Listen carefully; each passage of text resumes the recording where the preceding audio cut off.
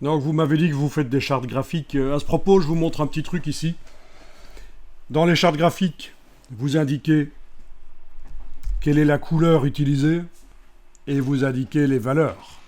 C'est ce que vous avez fait? RVB ou CMJN ou hexadécimal? D'accord. Ici, je vous montre un petit truc. C'est deux playlists en fait identiques. Il y en a une qui s'appelle ID 237, indiquer correctement les valeurs. Et qu'est-ce que j'explique dans ces trois vidéos? Mettre des valeurs RVB sans indiquer quel est le type de RVB. Même chose pour le CMJN, mettre des valeurs CMJN sans indiquer quel est le CMJN. Ça n'a aucun sens en fait. C'est pas professionnel. Il y a juste un petit problème, c'est que dans la dernière version de Photoshop, moi ici dans la démonstration, je démarre d'une Pantone, mais les Pantones ne sont plus intégrés à Adobe depuis novembre 2022.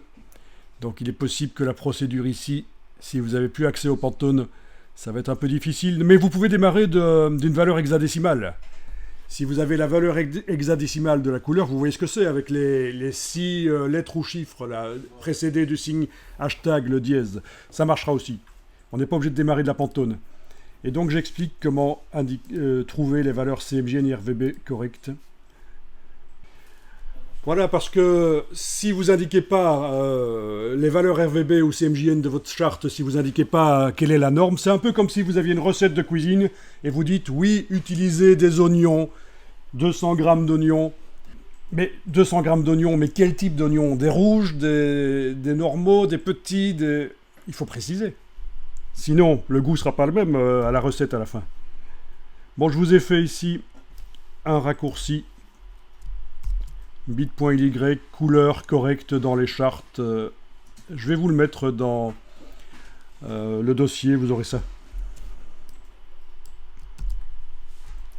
C'est le raccourci vers la playlist.